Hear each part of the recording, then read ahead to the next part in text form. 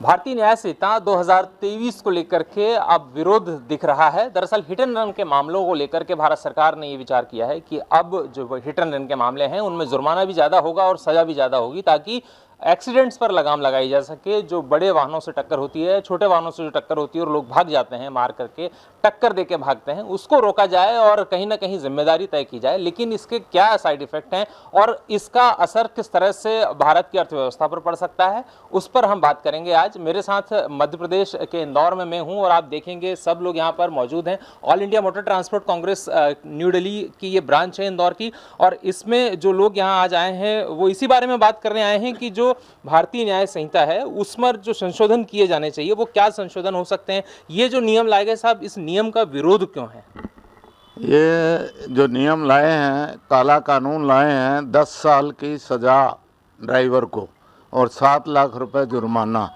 तो आज की स्थिति में आज 95 लाख ट्रक्स हिंदुस्तान में हैं, गाड़ियां चलती हैं। स्वाभाविक है कि कोई ना कोई एक्सीडेंट हो जाते हैं, लेकिन एक्सीडेंट जब होते हैं तो ड्राइवर वहाँ से कोशिश करता है भागने की। भागता क्यों है वो कि अगर वहाँ मैं खड़ा रहूँगा तो पब्लिक मेरे को मार देगी, तो वो कोशिश करता है या पुलिस स्टेशन जाऊँ या कहीं भी भाग जाऊँ, वहाँ से उस टाइम पे निकलूँ ताकि मैं अपनी जान बचा लूँ। तो इसके लिए वो वहाँ से कोशिश करता है भागने की। नहीं तो हमेशा ड्राइवर यही करते हैं कि भाई किसी को लगी है तो उठा के हॉस्पिटल ले जाएं या कुछ करें। हम लोग उनको पूरी सेफ्टी का, ड्राइवर को हर चीज़ साधन से समझाते हैं कि भाई ऐसा करना है और वैसा करना है। लेकिन उस टाइम जब एक्सीडेंट होता है तो ड्राइवर की कुछ समझ में नहीं आता है कि मैं क्या करूं और क्या नहीं करूं, तो उसको मजबूरन भागना पड़ता है। तो जो आज कानून पास हुआ है, 10 लाख रुपए जुर्माना और 10 साल की सज़ा, ये जुर्माना ये पॉसिबल ही नहीं है कि ड्राइवर भर ले। इस वजह से ड्राइवर धीरे धीरे भागने शुरू हो गए हैं गाड़ियां छोड़ के। अगर ड्राइवर गाड़ियां छोड़ के भाग जाएंगे तो गाड़ियां चलेंगी नहीं, लोगों का माल पहुंचेगा नहीं, इंडस्ट्री पूरी बंद हो जाएगी, लोगों के घर खाने पीने का सामान नहीं पहुंचेगा, पूरा देश बंद हो जाएगा, चक्का जाम हो जाएगा, सारी अर्थव्यवस्था देश की बिगड़ जाएगी। तो हमारा सरकार से यही निवेदन है कि इसको, काले कानून को जितनी जल्दी हो सके इसको ख़त्म करने की कोशिश करें, नहीं तो पूरा देश बर्बाद हो जाएगा। अच्छा, आपके साथ कुछ लोग और भी हैं, मैं बात करता हूं। एक मेरे दिमाग में एक सवाल है, मैं चाहूँगा आप उसका उत्तर मुझे मिले कि सरकार जब कानून बनाती है, कोई नियम बनाती है, तो लोगों से राय लेती होगी, बात करती होगी। क्या आपको लगता है कि कहीं आपकी राय ली गई, नहीं ली गई? क्या संशोधन इसमें हुए? जब भी सरकार कानून बनाती है उसको हमेशा स्टेक होल्डर का ध्यान रखना पड़ता है कि स्टेक होल्डर से सलाह लेके ही वो कानून बनाए। लेकिन ये सरकार जो है इतनी गूंगी और बहरी है, ये अपने आप ही जो चाहिए वो बना देती है। इन्हें किसी से सलाह नहीं ली गई, किसी स्टेक होल्डर से बात नहीं की गई, कुछ सोचा नहीं गया। ये जल्दबाजी में, हड़बड़ी में जो है ये कानून पार्लियामेंट में बनाया गया है। अपोजिशन के 146 सदस्य को निलंबित करके, और जबकि कोई डिबेट ही नहीं हुई, जिस क्वेश्चन पे पार्लियामेंट में डिबेट नहीं हुई और किसी स्टेक होल्डर से ही बात नहीं हुई, तो ये कानून की कोई वैल्यू होनी नहीं चाहिए। और इस कानून को जो जल्दबाजी में बनाया गया है इसको वापस जल्द से जल्द लेना चाहिए। अच्छा, इसमें जो बातें और भी सामने आई हैं कि जो एक्सीडेंट की घटनाएं हैं वो लगातार बढ़ रही हैं। देश में एक्सीडेंट रोकना सरकार का मकसद है। आपको क्या लगता है, क्या ये सब नियम आने से ये सब रोकेगा? नहीं, इस तरह के नियम लाने से कोई एक्सीडेंट नहीं रोकते हैं, जुर्माना बढ़ाने से एक्सीडेंट नहीं रोकते हैं, और ये धाराएं और ये कानून बनाने से एक्सीडेंट नहीं रोका। एक्सीडेंट रोकने के लिए ब्लैक स्पॉट चिन्हित किया जाए, सुरक्षा प्रदान की जाए और रोडों को जो है सही इंजीनियर से डिज़ाइन की जाए। जिस तरह से अभी हमारे यहाँ रेगुलर गणपति घाट पे एक्सीडेंट होता है, वो गलत इंजीनियरिंग है, वहाँ ढलान बहुत ज़्यादा है, इसलिए ऐसे एक्सीडेंट होते हैं। तो हमारी सरकार से निवेदन है कि जो भारतीय न्याय संहिता 2023 में आपने प्रावधान किया है, 10 साल की सज़ा, 7 लाख जुर्माना, वो चालक भाई कोई भी हो, आम जनता हो या कमर्शियल वाहन का हो या बस का हो या ऑटो का हो या ड्राइवर हो, कार का ड्राइवर हो, सबके ऊपर ये कानून लागू है। और आज हमारे देश के अंदर 15 से 20% ड्राइवर वैसे हमारे पास नहीं है, ड्राइवर की कमी है, और इसमें भी अब ड्राइवर हमारी गाड़ियाँ छोड़ के जाने लग गए हैं। तो जब देश में गाड़ियाँ ही नहीं चलेगी, तो अर्थव्यवस्था कैसे चलेगी? परिवहन नहीं होगा तो व्यापार कैसे होगा? अच्छा, एक इसमें एक बात मैं और जोड़ना चाह रहा हूँ, आपसे मैं पूछना चाह रहा हूँ, आप तो लंबे समय से जुड़े हैं इन चीज़ों से। जब एक्सीडेंट होता है और जब कोई इन्वेस्टिगेशन की बात आती है तो आपको क्या लगता है किस तरह से सरकार का रुख होता है, प्रशासन का, पुलिस का? एक्चुअल क्या है, एक्सीडेंट जब भी होता है तो ड्राइवर कहीं ना कहीं अपनी सेफ साइड इसलिए देखता है कि पब्लिक से उसको डर रहता है कि कहीं किसी तरह का फिजिकल डैमेज नहीं हो, और होना भी चाहिए, क्योंकि पुलिस इमीडिएट वहाँ पहुँच नहीं सकती उसको सुरक्षा देने के लिए।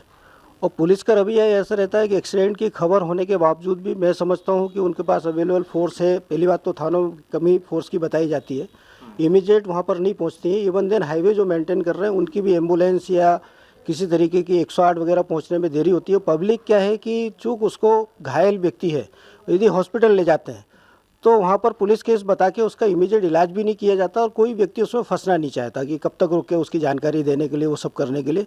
तो इस टाइप की जो कमियां हैं उनको ना दूर करके सिर्फ एक्सीडेंट इस मान से कम हो जाएंगे कि ड्राइवर की सज़ा बढ़ा दी जाए, उसको पेनल्टी बढ़ा दी जाए, तो ये संभव नहीं होता।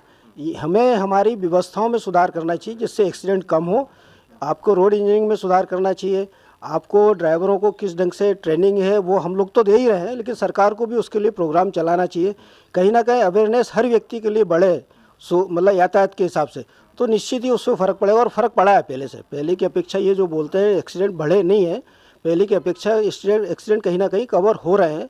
हाँ, जहाँ तक ये 4 लेन बन रहे हैं, जो भी बन रहे हैं, आपने स्पीड इतनी बढ़ा दी लेकिन उसके आसपास आपने देखा रहवासी क्षेत्र फैल रहा है, तो ये सब चीज़ें गलत हैं। वहाँ कुछ ना कुछ बैन होना चाहिए। मतलब ये आप कहना चाह रहे हैं कि जो कानून का डंडा है वो ना चले, उससे ज़्यादा बेहतर है कि लोगों को सपोर्ट मिले। जो लोग ट्रक चलाते हैं या बस चलाते हैं या गाड़ी चलाते हैं, मान लीजिए मैं सड़क पर जा रहा हूं, अगर मुझसे कोई एक्सीडेंट हो गया तो कम से कम मुझसे पूछा जाए कि वजह क्या थी, उसके सबूत इकट्ठे किए जाएं, उसके बाद जांचो। क्या इस तरीके की चीज़ें होना चाहिए?